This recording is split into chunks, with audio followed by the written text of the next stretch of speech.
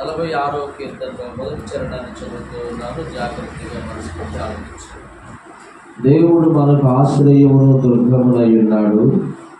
ఆపత్కాలములో ఆయన నమ్ముకొనదగిన సహాయకుడు. కావున భూమి మార్పు నొందినను, నడి సముద్రములో పర్వతములు మునిగినను, వాటి జలములు ఘోషించుచు నురుగు కట్టినను, ఆ పొంగులకు పర్వతములు కదిలినను మనము భయపడము. ప్రభువు తన పరిశుద్ధ వాక్యమును మన కొరకు దీవించును గాక. అందరూ దగ్గరగా ఆమేన్ చెబుదాం. స్తోత్రం చెప్పండి. హల్లెలూయా. చాలా సంతోషం. ప్రభు మనల్ని ప్రేమించి 6వ నెలలో జూన్ నెలలో ప్రవేశించడానికి, జూన్ నెల మొట్టమొదటి ఆదివారంలో మనం ఉండటానికి ప్రభు కృప చూపించారు. మనం అనేక దినాలుగా మరి ఆపత్కాలంలో దేవుడు నమ్ముకొనదగిన సహాయకుడు అనేటటువంటి విషయాలు మనం నేర్చుకుంటూ ఉన్నాం. దేవుడు మనకు ఆశ్రయమును దుర్గమునై ఉన్నాడు. ఆయన ఆపత్కాలంలో నమ్ముకొనదగిన సహాయకుడు అని వాక్యంలో నుండి అనేక వారాలుగా నేర్చుకుంటూ ఉన్నాం. ప్రియులారా, మనం ఆపత్కాలంలో ఉన్నప్పుడు మనకు అయిన వారు, దగ్గర వారు సహాయపడతారు అని మనం అనుకుంటాం. కానీ వారెవరూ కూడా మనకు సహాయపడలేరు. దేవుడు మాత్రమే అన్ని కాలాల్లో కష్టములోను, సుఖములోను, లేమిలోను, సమృద్ధిలోను, ఆరోగ్యంలోను, అనారోగ్యంలోను, నలుగురిలో ఉన్నప్పుడు, ఒంటరిగా ఉన్నప్పుడు, అన్ని కాలాల్లో, అన్ని సందర్భాల్లో ప్రభువు మాత్రమే మనల్ని ఆదుకొనదగిన వాడు. ప్రభువు మాత్రమే మనకు సహాయం చేయగలిగిన వాడు అని వాక్యం చెప్తూ ఉంది. ఇది మన వ్యక్తిగత అనుభవంగా కూడా మారవలసినదై ఉన్నది.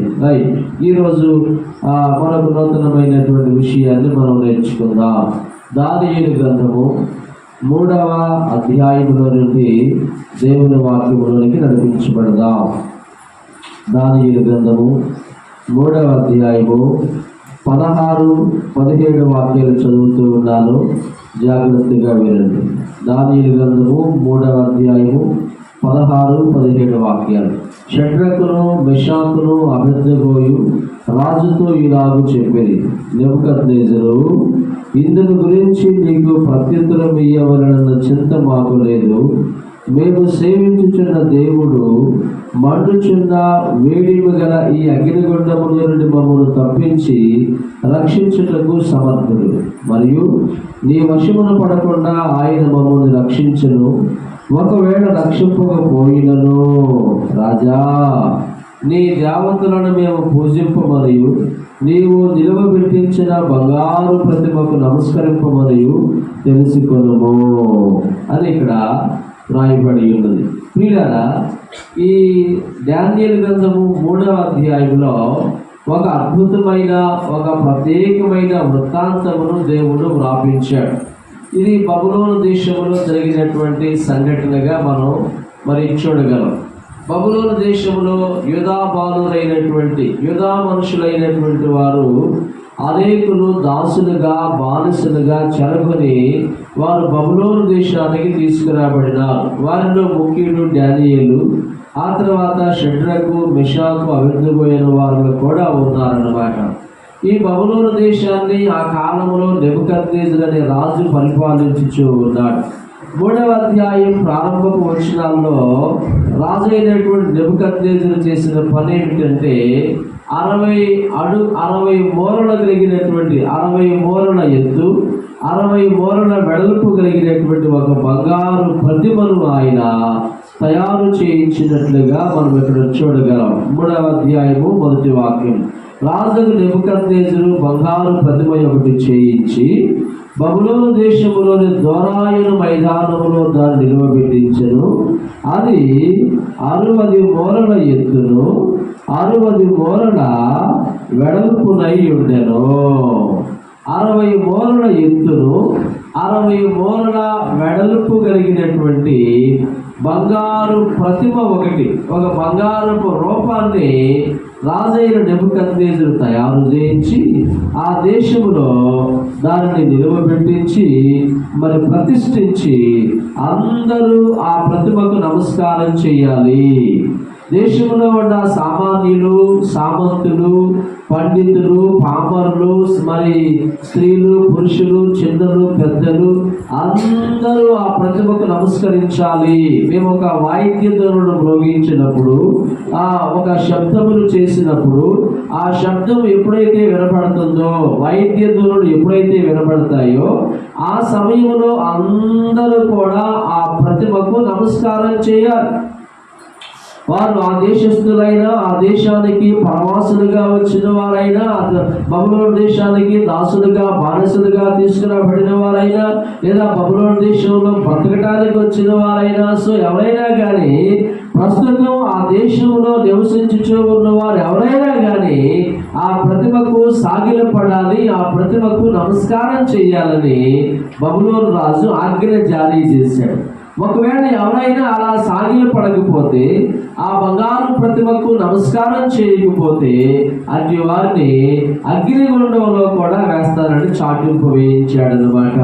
ఆ దినాల్లో అగ్నిగుండమును 7 అంతలు అధికంగా చేసి, రోజువారీ మండుచూ ఉన్న అగ్ని కంటే ఆ రోజు 7 పాళ్ళు అధికముగా అగ్నిగుండమును మండించి ఆ అగ్నిగుండంలో పడేస్తారని చెప్పి రాజుగారు ఆజ్ఞ జారీ చేయించాడు. ఆ ఆజ్ఞ జారీ చేయించిన దరిమిలా రాజుగారు వాయిద్యధ్వనులను మ్రోగించడం, మరి మ్రోగించమని అక్కడ ఉన్నటువంటి వారికి ఆజ్ఞాపించాడు.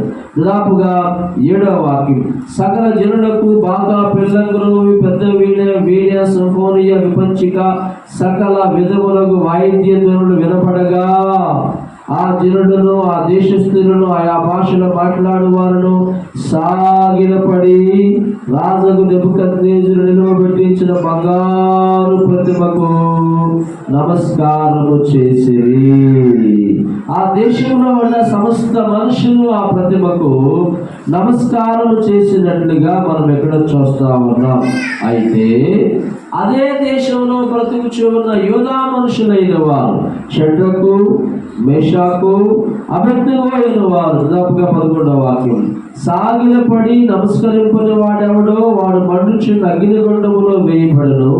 రాజా, తాము షడ్రకు, మెషాకు, అబేద్నెగో అను 3 యూదులను బబులోను దేశంలోని రాజకార్యములు విచారించుటకు నియమించితిరి. ఆ మనుషులు తమరి ఆజ్ఞను లక్ష్య పెట్టలేదు, తమరి దేవతలను పూజించటం లేదు, తమను నిలువబెట్టించిన బంగారు ప్రతిమకు నమస్కరించుటయే లేదు అనేది.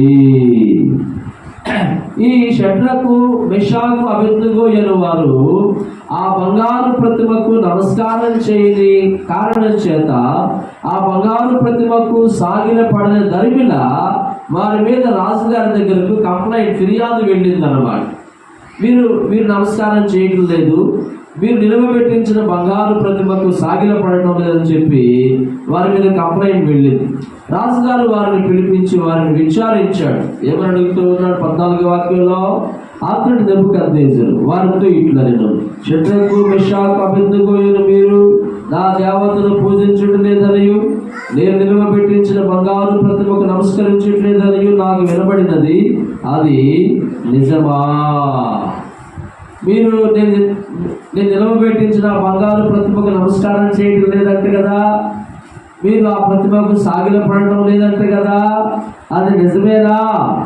అది వాస్తవమా, అవాస్తవమా? నాకు కంప్లైంట్ వచ్చింది మీ మీద, అది నిజమా, అబద్ధమా అని రాజుగారు వారిని పిలిపించి విచారణ చేయడం జరిగిందన్నమాట. అప్పుడు రాజుగారు ఇంకా ఏం చెప్పాడంటే, ఇప్పుడు నేను మీకు ఇంకొకసారి అవకాశం ఇస్తా ఉన్నా. మరి జరిగిందేదో జరిగిపోయింది, గడిచిపోయిందని తీసేద్దాం. నేను మీ కొరకు మరొకసారి అవకాశం ఇస్తా ఉన్నాను. మీ కొరకు వాయిద్యధ్వనులు మ్రోగించడం జరుగుతుంది. మీరు ఆ ప్రతిమకు సాగిల పడడానికి సిద్ధపడిన యెడల సరి, లేని యెడల మండుచున్న వేడిమి గల అగ్నిగుండములో మీరు వేయబడుదురు. నా చేతుల నుండి మిమ్మల్ని విడిపింపగల దేవుడు ఎక్కడనున్నాడు అది 15వ వాక్యంలో రాజుగారు వారిని అడగటం జరిగిందన్నమాట. వారిని హెచ్చరించడం జరిగింది. ఈ రాజు చాలా మంచివాడిగా మనం చూస్తా ఉన్నాం. ఆయనకు వచ్చిన ఫిర్యాదును బట్టి, ఆయనకు వచ్చిన కంప్లైంట్ను బట్టి మరి తక్షణమే నిర్ణయం తీసుకోలేదు, కానీ వారిని పిలిపించి విచారణ చేస్తా ఉన్నాడు.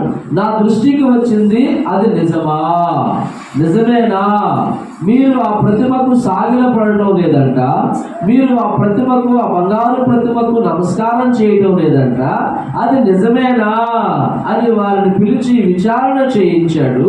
అంత మాత్రమే కాదు, నేను మీకు ఇంకొకసారి అవకాశం ఇస్తా ఉన్నాను. 15వ వాక్యంలో చెప్తున్నాడు, నేను మీకు ఇంకొకసారి అవకాశం ఇస్తా ఉన్నాను, మీరు సాగిలపడిన యెడల సరి, లేని యెడల నా చేతిలో నుండి మిమ్మల్ని విడిపింపగల దేవుడు ఎక్కడనున్నాడు అని ప్రశ్న మార్క్ వేశాడు అన్నమాట. 14వ వాక్యంలో ప్రశ్న మార్క్ ఉంది. 15వ వాక్యం చివరిలో కూడా నా చేతిలో నుండి మిమ్మల్ని విడిపింపగల దేవుడు ఎక్కడనున్నాడు. వారిని విచారించి వారికి ఒక అవకాశం ఇచ్చినట్లుగానే ఇచ్చి వారిని చాలా భయప్రాంతులకు గురి చేస్తా ఉన్నాడు. మీరు మండుచున్న వేడి మిగల అగ్నిగుండంలో పడవేయబడతారు, అయితే మిమ్మల్ని విడిపింపగా దేవుడు ఎక్కడనున్నాడు, నా చేతుల్లో నుండి అనగా అగ్నిగుండంలో నుండి మిమ్మల్ని విడిపింపగలిగిన దేవుడు ఎక్కడనున్నాడు అని వారిని భయభ్రాంతులకు గురి చేస్తూ, ఆ రీతిగానైనా వారు ఆ బంగారు ప్రతిమకు నమస్కారం చేసేలాగున, ఆ రీతిగానైనా వారు ఆ బంగారు ప్రతిమకు సాగిలపడేలాగు చేయాలని ఆయన వారిని ప్రోత్సాహం చేస్తా ఉన్నాడు. ఏదో ఒక రీతిగా భయభ్రాంతులకు గురి చేసి, ఏదో ఒక రీతిగా వీరిని భయపెట్టి, నేను నిలువబెట్టించిన బంగారు ప్రతిమకు నమస్కారం చేయాలి వీరు అని చెప్పి వారిని భయభ్రాంతులకు గురి చేసి ఆ రీతిగానైనా వారిని లోపరుచుకోవాలని చూస్తా ఉన్నాడు. వీళ్ళ శత్రువైనటువంటి అపవాది, శత్రువైనటువంటి సాతానుడు కూడా దేవుని బిడ్డలమైనటువంటి మనల్ని భయభ్రాంతులకు గురి చేసి, విభ్రాంతికి గురి చేసి, విశ్వాస జీవితంలో, భక్తి జీవితంలో, సన్మార్గంలో జీవించున్న మనల్ని దుర్మార్గంలోకి నడిపించడానికి గవర్నమెంట్ వారి ద్వారా ఏదో ఒక భయంకరమైనటువంటి వార్తలను మనకు తీసుకుని వస్తాడు. క్రైస్తవులకు రిజర్వేషన్లు ఉండవని, లేదా క్రైస్తవులైన వారికి ఇంకేదో సౌకర్యాలు ఇవ్వమని, లేదా ఇంకొకటి ఏదో చేయమని భయప్రాంతులకు గురి చేసినప్పుడు మనం కూడా భయపడిపోయి, బాబు నిజమేనంట కదా, అవునంట కదా అని చెప్పి భక్తిలో మనం రాజీ పడి కాంప్రమైజ్ అయిపోతాం. ఒక నానుడు ఏమిటంటే, క్రైస్తవులైన వారికి బైబిల్లో పేర్లుంటే, బైబిల్ పేర్లు కనుక పెట్టుకుంటే వాళ్ళకి ఏమి రావు? అందరూ చెప్పండి, ఏమి రావు? బైబిల్ పేర్లు కనుక ఉంటే వాళ్ళకి గవర్నమెంట్ ఉద్యోగాలు రావని పూర్వకాలం నుండి ఒక భయానికి క్రైస్తవులను గురి చేశారు. అందుకే క్రైస్తవులకి గుళ్ళో ఒక పేరు, బడిలో ఒక పేరు. అంటే వారు భయపడిపోయారు. అక్కడ అమ్మో బైబిల్లో పేరు యేసుదాసు, యాకోబు, అబ్రహాము అనే పేర్లు పెట్టుకుంటే, ఆశీర్వాదం అనే పేరు పెట్టుకుంటే నాకు రిజర్వేషన్ రావేమో, గవర్నమెంట్ ఉద్యోగం రాదేమో. చాలా మంది క్రైస్తవులు గవర్నమెంట్ ఉద్యోగాలు చేస్తా ఉన్నారు. స్తోత్రం చెప్పండి. క్రైస్తవ పేర్లు పెట్టుకొని యేసుదాస్ అనే వ్యక్తి, ఆశీర్వాదం అనే వ్యక్తి, అబ్రహాం అనే వ్యక్తి, మరీదాస్ అనే పేర్లు కలిగిన వారు చాలా మంది గవర్నమెంట్ ఎంప్లాయీస్ గా అదే పేరు మీద వారు చలామణి అవుతూ వారు బ్రతుకుతూ ఉన్నారు. అయితే గవర్నమెంట్ ఇలా మరి ఎందుకు ఇలా చేస్తా ఉన్నారంటే, మనల్ని భయపెట్టి భయభ్రాంతులకు గురి చేసి భక్తి మార్గంలో నుండి దుర్మార్గంలోనికి తప్పించాలని భయభ్రాంతులకు గురి చేస్తా ఉంటారన్నమాట. ఇక్కడ నెబుకద్నెజరు రాజు కూడా, నా చేతిలో నుండి మిమ్మల్ని విడిపింపగలిగిన దేవుడు ఎక్కడా ఉన్నాడు? ఎవరు విడిపించగలరు మిమ్మల్ని నా చేతిలో నుండి? నా కబంధ హస్తాల్లో నుండి మిమ్మల్ని ఎవరు కాపాడగలరు అని అడుగుతూ ఉన్నాడు. అందుకు వారు జవాబిస్తా ఉన్నారు. షడ్రకులు 16వ వాక్యం, మిషాకు 16వ వాక్యం చూడండి. షడ్రకులు, మిషాకులు, అబేద్నెగోయు రాజుతో ఇలాగ చెప్పిరి, నెబుకద్నెజరు, ఇందుని గురించి నీకు ప్రత్యుత్తరం ఇయ్యవలన చింత మాకు లేదు. మేము సేవించుచున్న దేవుడు మండుచున్న వేడి మిగల ఈ అగ్నిగుండములో నుండి మమ్మల్ని తప్పించి రక్షించుటకు సమర్థుడు, మరియు నీ వశమున పడకుండా ఆయన మమ్మల్ని రక్షించును. ఒకవేళ ఆయన రక్షింపకపోయినను రాజా, మేము పూజింపమనియు నీవు నిలవబెట్టించిన బంగారు ప్రతిమకు నమస్కరింపమనియు తెలుసుకొనుము. స్తోత్రం చెప్పండి. ఏం చెప్తున్నారు వీళ్ళు? ఏం చెప్తున్నారు వీళ్ళు? నీవు నిలవబెట్టించిన బంగారు ప్రతిమకు మేము నమస్కరింపమనియు వాళ్ళు చెప్తూ ఉన్నారు. మేము సేవించుచు ఉన్న దేవుడు, 17వ వాక్యం చూడండి, మేము సేవించుచున్న దేవుడు మండుచున్న వేడిమి గల ఈ అగ్నిగుండములో నుండి మమ్మల్ని తప్పించి రక్షించుటకు సమర్థుడు. అంటే వారు నమ్మిన దేవుని పట్ల వారు ఏ విధమైన విశ్వాసాన్ని కలిగి ఉన్నారు, వారు నమ్మిన దేవుణ్ణి వారు ఎంతగా ఎరిగి ఉన్నారు. షడ్రకు మెషాకు అబేద్నెగో అయిన వారు తాము నమ్మిన దైవం పట్ల ఎంతటి నిష్ఠా గరిష్ఠులను కలిగి ఉన్నారు, తాము నమ్మినటువంటి దేవుణ్ణి ఎంత అనుభవపూర్వకముగా వారు ఎరిగి ఉన్నారో మనం ఇక్కడ చూడగలుగుతూ ఉన్నాం. వారు చెప్తూ ఉన్నారు, 15వ వాక్యంలో రాజు అడిగాడు, నా చేతిలో నుండి మిమ్మల్ని విడిపింపగలిగిన దేవుడు ఎక్కడనున్నాడు అని రాజు అడిగితే అందుకు ప్రతిగా 17వ వాక్యంలో వారు జవాబు చెప్తున్నారు, మేము సేవించుచున్న దేవుడు మండుచున్న వేడిమి గల ఈ అగ్నిగుండములో నుండి మమ్మల్ని తప్పించి రక్షించుటకు సమర్థుడు, మరియు నీ వశమున పడకుండా ఆయన మమ్మల్ని రక్షించును. స్తోత్రం చెప్పండి. అంటే వారు తాము నమ్మిన దైవం పట్ల, షడ్రకు మెషాకు అబేద్నెగో అయిన వారు తాము నమ్మినటువంటి విశ్వాసము పట్ల, తాము నమ్మినటువంటి ఆ యెహోవా దేవుని పట్ల ఎంతటి నిష్ఠాగరిష్టతను కలిగి ఉన్నారు. స్తోత్రం చెప్పండి. ఈనాటి క్రైస్తవులు చిన్న చిన్న సమస్యలకు, చిన్న చిన్న పోరాటాలకు కలవరపడిపోతా ఉన్నారు. కానీ ఆనాడు అగ్నిగుండంలో వేయబడతామని తెలిసినా కూడా, అగ్నిగుండం పాలవుతామని తెలిసినా కూడా వారు ఏ మాత్రము భక్తుల్లో వెనకడుగు వేయలేదు, ఏ మాత్రము వారు భక్తి జీవితంలో కాంప్రమైజింగ్ రాజీ పడలేదు. పైగా రాజుతో చెప్తూ ఉన్నారు, ఈ విషయమై నీకు జవాబు చెప్పాలని చింత కూడా మాకు అసలు అమ్మో, మమ్మకి ఏం చెప్పాలో, మా నాన్న అడుగుతాడు, మమ్మీకి ఏం చెప్పాలో, డాడీకి ఏం చెప్పాలో, పదిలి గారికి ఏం చెప్పాలో, అన్నయ్య అడుగుతాడు, పోయినాడు అయ్యాని ఏం చెప్పాలో అని మనం అనుకుంటాం. కానీ వీళ్ళంటున్నారు, అసలు రాజా నీకు చెప్పాల్సిన అవసరం కూడా, నీకు చెప్పాలనే చింత కూడా మాకు, నీకు చెప్పాలనేటటువంటి ఆలోచన కూడా మాకు లేదు.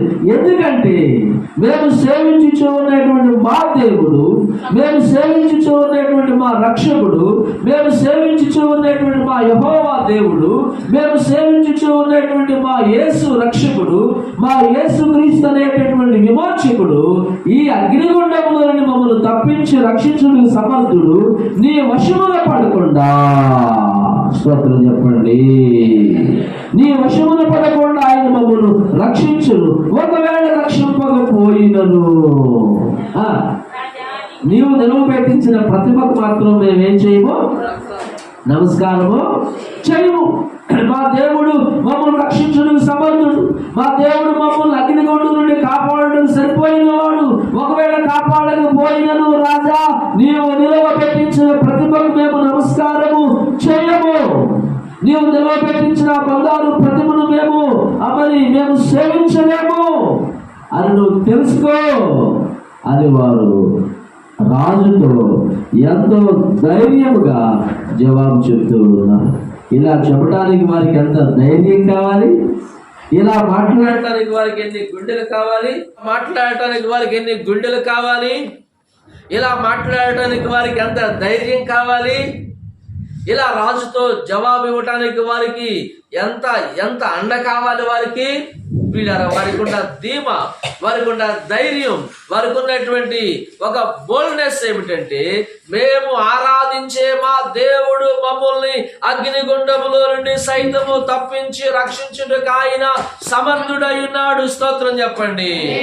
రాజా, నీవు నిలవబెట్టించిన బంగారు ప్రతిమకు మేము నమస్కారం చేయముగాక చేయము.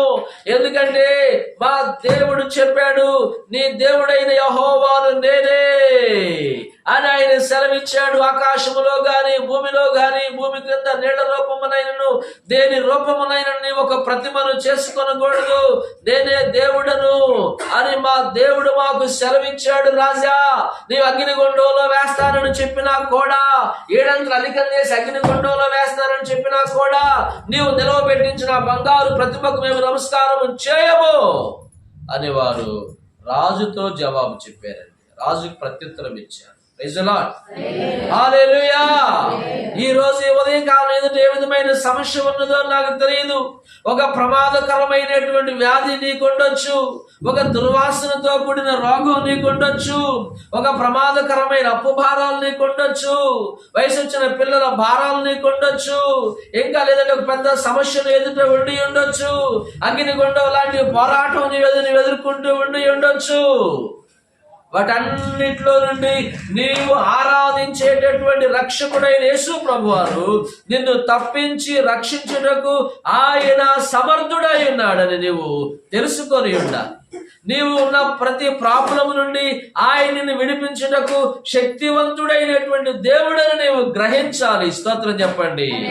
హల్లెలూయా. షడ్రక్ మెషక్ అబేద్నెగోలు అలాగే చెప్పారు.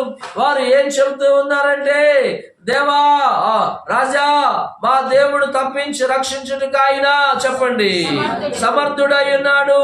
ఒకవేళ రక్షింపకపోయినను రాజా ఏం చేయము, నీ ప్రతిమకు నమస్కారం చేయమని తెలుసుకోవయ్యా. రాజా, రాజుతో ఇలా మాట్లాడడానికి వాళ్ళ వెనకాల మనుషులు లేరు, మంది మార్ఫలం లేదు, యుద్ధాయుధాలు లేవు, ధనవంతులు కాదు వారు, అధికారులు కాదు వారు, స్వదేశస్తులు కాదు వారు, బబులోను దేశంలో వారు దాసులుగా, బానిసలుగా, పరవాసులుగా వారు బ్రతుకుతూ ఉన్నారు.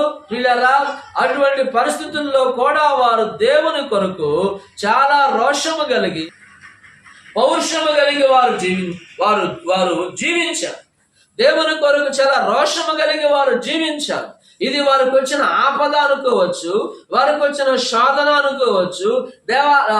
మరి లేని పక్షంలో వారు దేవుని కొరకు రోషము కలిగి నిలబడ్డారు అనుకోవచ్చు.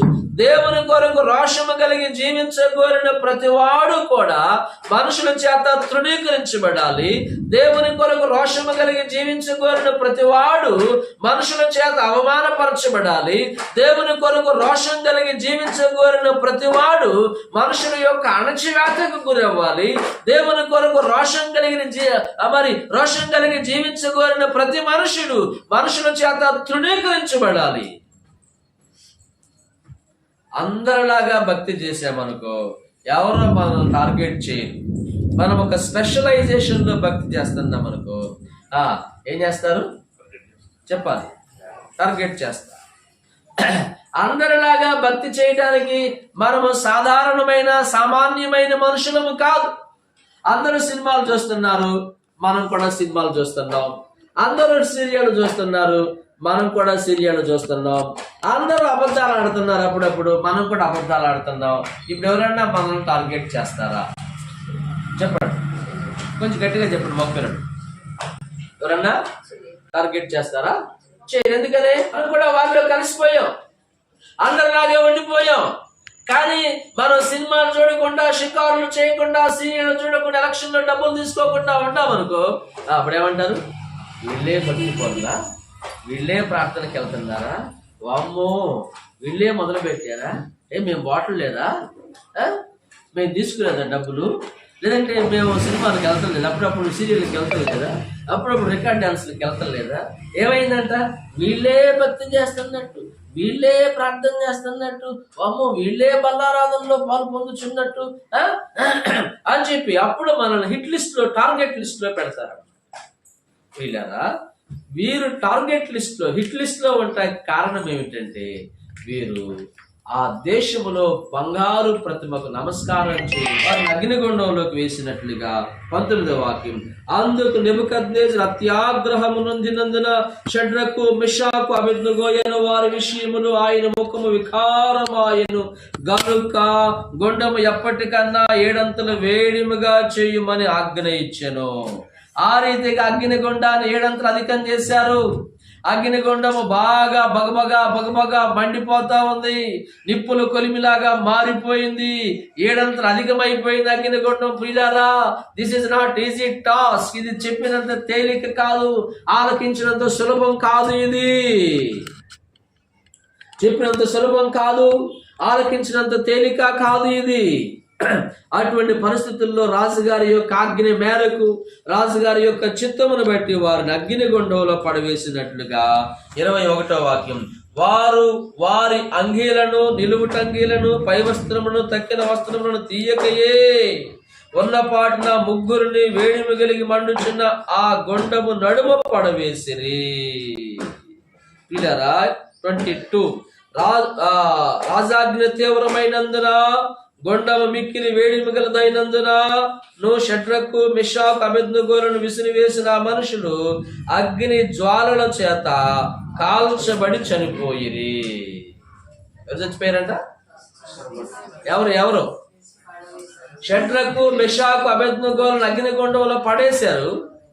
వీరిని ఎవరైతే పడవేశారో అగ్నిగుండంలో, ఆ భటులు, రాజు యొక్క భటులు, బంట్రోతులు ఉంటారు కదా, వారు అగ్నిగుండము యొక్క సెగ తగిలి వాళ్ళు చచ్చిపోయారు. ఎవరు చచ్చిపోయారు? 22వ వాక్యం, విసిరివేసిన ఆ మనుషులు అగ్ని జ్వాలల చేత కాల్చబడి చనిపోయిరి. రాజు యొక్క ఆజ్ఞను శిరసావహించి అక్కడ భటులుగా, బంట్రౌతులుగా ఉన్న మనుషులు షడ్రక్, మెషక్, అబేద్నెగోలను పడవేశారు. ఆ పడవేసినటువంటి ఆ మనుషులు అగ్ని జ్వాలల యొక్క సెగ తగిలి వారు చచ్చిపోయారని వాక్యములో.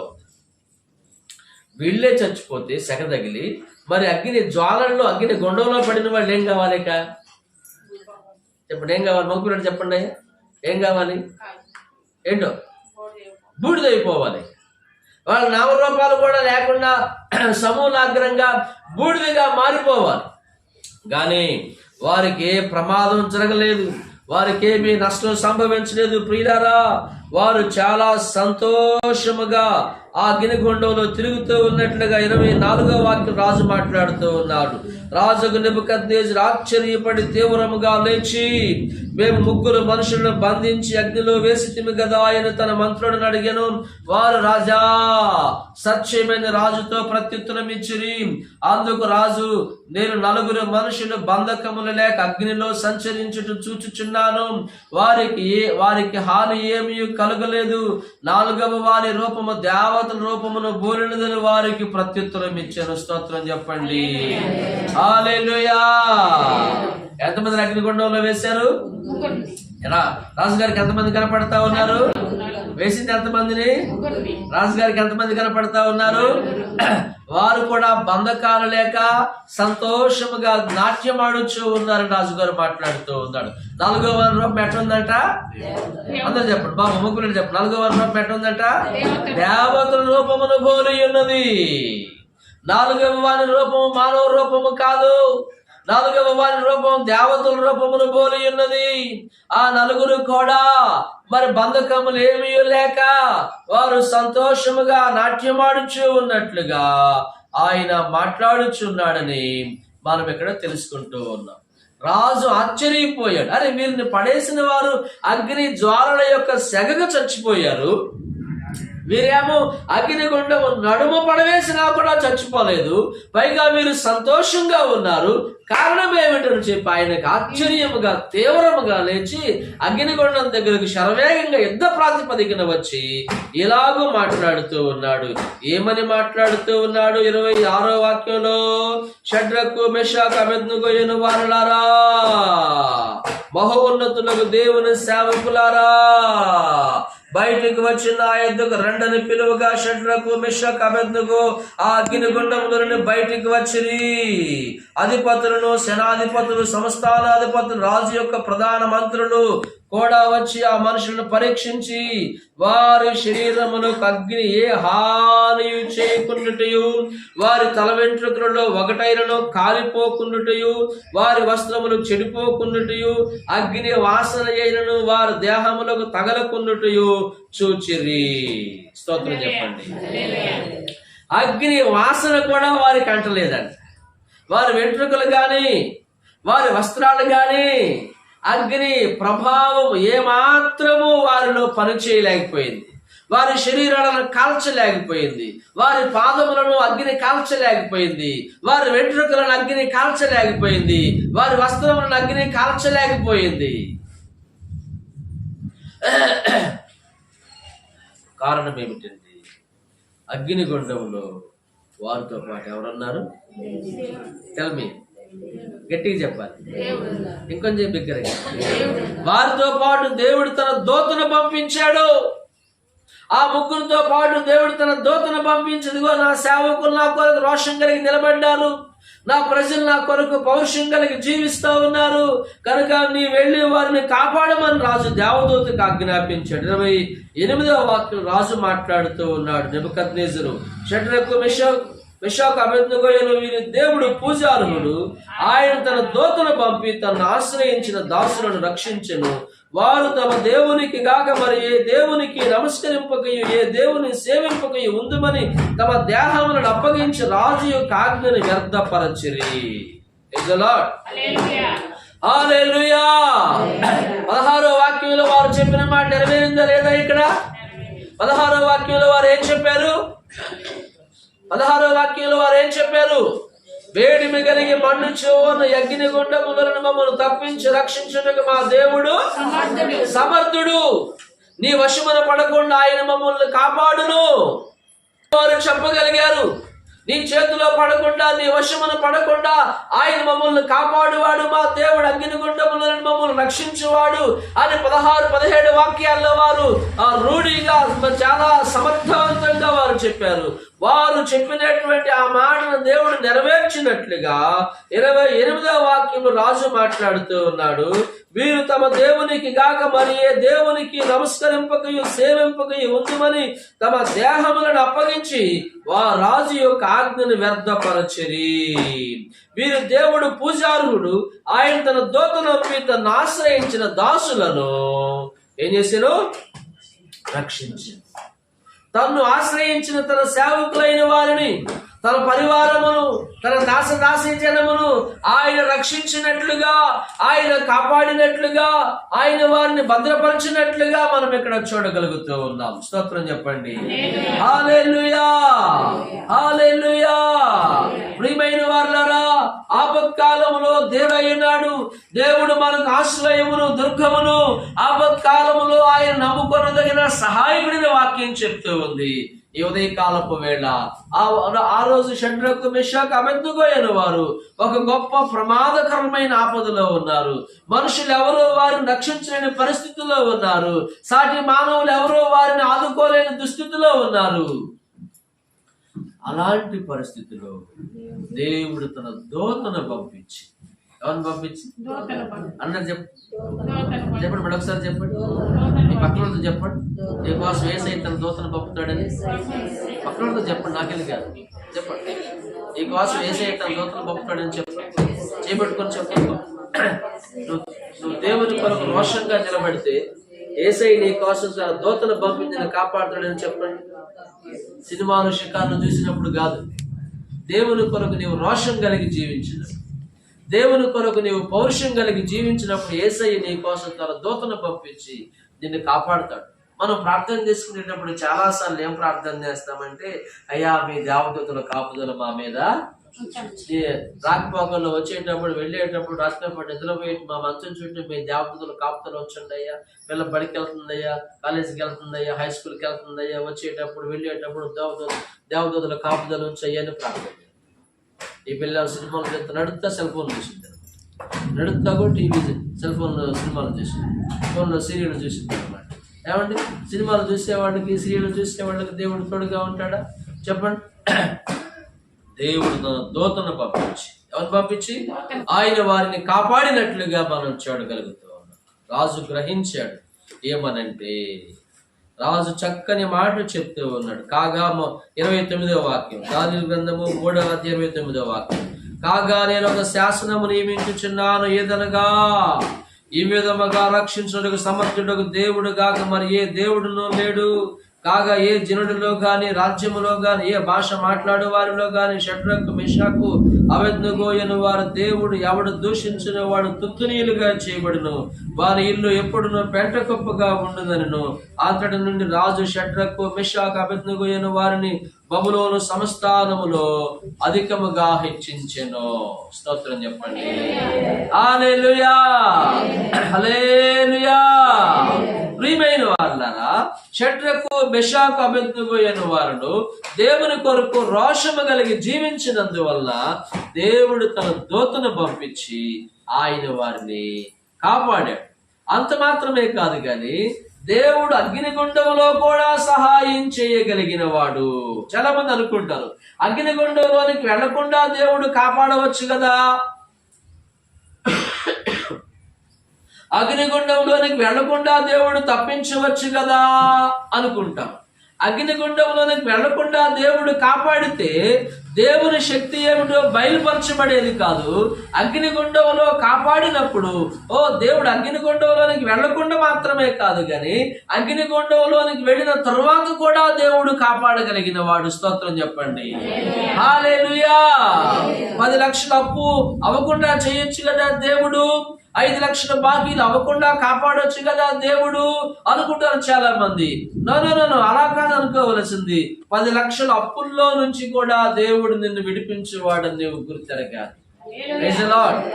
ఒక 15 లక్షల బాకీలు నీకున్నా గాని, ఆ గొప్ప అగ్నిగుండం ఎదుట 17 లక్షల అగ్నిగుండం నీకున్నా గాని, ఆ యొక్క అగ్నిగుండంలో నుండి కూడా నీ దేవుడు నిన్ను రక్షించేవాడని నీవు తెలుసుకుంటానికి ఆయన నీ జీవితంలో అనేక శ్రమలు, కష్టాలు, ఒడిదుడుకులు, తొందరపాట్లు ఆయన అనుమతిస్తాడు. అందుకే ప్రియమైన వాళ్ళారా, దేవుడు చెప్తూ ఉన్నాడు ఇక్కడ, ఆ అగ్నిగుండంలో నుండి కూడా తప్పించి రక్షించుటకు సమర్థుడు. నెబుకద్నెజరు అంటూ ఉన్నాడు ఏమని, 29వ వాక్యంలో, కాగా నేను ఒక శాసనము నియమించుచున్నాను, ఈ విధముగా రక్షించుటకు సమర్థుడు దేవుడు గాక మరి ఏ దేవుడునూ లేడు. షడ్రక్ మెషక్ అబేద్నెగోలు దేవుని కొరకు నిలబడటం వలన జరిగిన కార్యాలు ఏమిటంటే, ఒకటి, వారు కాపాడబడ్డారు. ఎవరు? షడ్రకు మెషాకు అబేద్నెగోయను వారు అగ్నిగుండం నుండి కాపాడబడినారు. రెండవది, దేవుని శక్తి బయలుపరచబడింది వారికి, దేవుని శక్తి తేటగా వారికి బయలుపరచబడింది. మూడవదిగా 29వ వాక్యంలో, ఈ విధముగా రక్షించుటకు సమర్థుడకు దేవుడు గాక మరి ఏ దేవుడునో. ఈ దేవుడు మాత్రమే నిజమైన సత్య దేవుడు. యెహోవా దేవుడే నిజమైన దేవుడు. యెహోవా దేవుడే నిజమైన రక్షకుడుగా, విమోచకుడుగా సర్వ మనుషులకు, సర్వ ప్రపంచానికి, సర్వ భూజనులకు అని రాజు గ్రహించి ఆజ్ఞ జారీ చేశాడు. ఏమనంటే, ఈ విధముగా రక్షించుటకు సమర్థుడకు దేవుడు గాక మరి ఒక దేవుడు. ఒకవేళ దేశంలో ఎవడైనా ఈ దేవుణ్ణి దూషిస్తే గనుక, ఈ యెహోవా దేవుణ్ణి తోలనాడితే గనుక, యేసుక్రీస్తు రక్షకుడిని తోలనాడితే గనుక వారి ఇల్లు పెంట కుప్పలుగా చేయబడును, వాడు తుత్తునీలుగా చేయబడును చెప్పి దేశపు రాజు, ప్రథమ పౌరుడు, బబులోను దేశాన్ని పాలించు రాజు అయినటువంటి నెబుకద్నెజరు ఆజ్ఞ జారీ చేశాడు. సో ప్రియమైన దేవుని వారలారా, మనం ఏం తెలుసుకోవాలంటే, దేవుడు ఆశ్రయమును దుర్గమునై ఉన్నాడు, ఆపత్కాలములు ఆయన నమ్ముకొనదగిన. అలా చెప్పండి, ఏ సహాయకుడు? ఆపత్కాలములు ఆయన నమ్ముకొనదగిన సహాయకుడు. నీవు ఆర్థికపరమైన ఇబ్బందుల్లో ఉన్నా, అనారోగ్యమైన ఇబ్బందుల్లో ఉన్నా, భవిష్యత్తు అనే ఇబ్బందిలో ఉన్నా, విద్య, ఉద్యోగము, వ్యాపారం అనే ప్రాబ్లం ఎదుర్కొంటూ ఉన్నా, సో ఏదైనా కానీ నువ్వు దేవుని దగ్గరకు వచ్చి ప్రార్థన చేసుకోగలిగితే, దేవుని కొరకు నీవు పౌరుషం కలిగి నిలబడగలిగితే, దేవుని నీవు సంపూర్ణముగా విశ్వసించగలిగితే, షడ్రక్ మెషక్ అబేద్నెగోలను అగ్నిగుండములో నుండి కాపాడినట్లుగా నీవుండా సమస్యలో నుండి ఆయన నిన్ను కూడా కాపాడుతాడు. సమర్థుడు అని వాక్యం చెప్తుంది. అందరూ లేచి నిలబడి ప్రభువుని ప్రార్థన చేసుకుందాం. All of you stand up. మీరు రెండు చేతులు ఆకాశం వైపు చాపి షడ్రక్ మెషక్ అబేద్నెగోను అని మేము సేవించుచూ ఉన్నానే ఉన్నా కానీ, త్రాగుడులో జోదములో ఉన్నా కానీ, ప్రభు నిన్ను దాని నుండి తప్పించి రక్షించడానికి సమర్థుడై ఉన్నాడు. ఆయన అగ్నిగుండము కంటే ప్రమాదకరమైన సమస్య నీకేమీ లేదు కదా. అగ్నిగుండము కంటే ప్రమాదకరమైన ఇబ్బంది నీకేమీ లేదు కదా. అగ్నిగుండం లాంటి భగవంతుడు ఎరుటిని బాధలని నాకే పెట్టాడు. యేసయ్య అనుకోగలమా బాబు? అయ్యా ప్రభు ప్రార్థన చేసుకో సహోదరుడా. ఆపత్కాలంలో ఆయన నమ్ముకున్న దగ్గర సహాయకుడై ఉన్నాడు. ఆపత్కాలంలో ఆయన నమ్ముకున్న దగ్గర సహాయకుడు. ఆయన నీకు సహాయపడతాడు. దేవుని కొరకు విశ్వాసంతో రోషం కలిగి జీవించడానికి తీర్మానం చేసుకో. ప్రభు నీకు సహాయం చేస్తాడని వాక్యం షడ్రక్ మెషక్ అబేద్నెగోలకు అదే జరిగింది. వారు ఆ రీతిగా తీర్మానంతో నిలబడినప్పుడు అగ్నిగుండములో నుండి వారు కాపాడబడినారు. అలాగే దేవుని శక్తి బయలుపరచబడింది. అలాగే మరి యెహోవా దేవుడే నిజమైన దేవుడని చెప్పి బబులోను రాజు ఒప్పుకోగలిగాడు. ఒక దేశం రాజు దేశాధికారి దేవుడిని గుర్తెరగటానికి కారణం ఒక సాధారణమైన పౌరుని, ఒక పెద్ద మాస్టర్ గారు కాదు, ఒక పెద్ద కృతజ్ఞతలు వందనములు స్తోత్రాలు. ఆయన షడ్రక్ మెషక్ అబేద్నెగోలు మీ కొరకు ఎలా రోషం కలిగి పౌరుషంతో జీవించారు, ఆ రీతిగా మేము కూడా మీ కొరకు రోషము కలిగి జీవించినట్లుగా సిద్ధపరచడం. ఆయన అగ్నిగుండంలో నుండి వారిని కాపాడి రక్షించి తప్పించినట్లుగా మా పోరాటాలు, మా సమస్యల్లో నుండి మమ్మల్ని కూడా నీవు కాపాడి తప్పించి రక్షించడానికి సమర్థుడమైన దేవుడు అని మేము నమ్ముచూ ఉన్నామయ్యా. అందుకొరకై స్తోత్రాలనైనా. ఈ సందేశముని విని ఎందరైతే కన్నీళ్లతో మొరపెట్టుకుంటూ ఉన్నారో, అయ్యా మీతో సమాధాన పడుతూ ఉన్నారో, మీ కొరకు రోషం కలిగి బ్రతుకుతూ ఉన్నారో, ఆ ప్రజలను దీవించండి. తీర్మానం చేసుకున్న వారిని కరుణించండి. యేసు నామములో కృతజ్ఞతలు అర్పించి వేడుకొనొచ్చు ప్రార్థన చేస్తూ ఉన్నాను మా పరమ తండ్రి. ఆమేన్. అందరూ కూర్చో.